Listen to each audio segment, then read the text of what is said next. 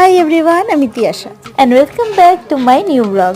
আগের শর্ট ভিডিওতে তোমরা দেখেছো আমরা কালাপোখরি অব্দি এসেছিলাম। তারপরে আমরা চৌরিচক নামে একটা ছোট্ট গ্রামে গিয়ে আমাদের লাঞ্চটা কমপ্লিট করলাম। দেখতে পাচ্ছ এই ঘরটা, এখানে আমরা লাঞ্চটা কমপ্লিট করলাম। এখানে কিন্তু বেশ কয়েকটা হোমস্টে আছে। যেখানে আমরা লাঞ্চ করলাম ওটা একটা হোমস্টে।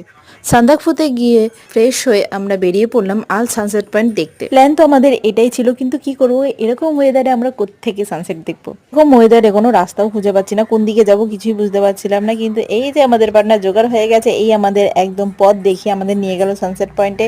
আর সেখানে একটু ঘোরাঘুরি করার পরে চলে এলাম আমাদের হোমস্টেতে। স্ন্যাক্স ছিল আমাদের চা আর পকোড়া। দেখতে পাচ্ছ ক্রিস্পি ক্রিস্পি পকোড়া বিকালবেলা আমরা খেয়ে নিলাম।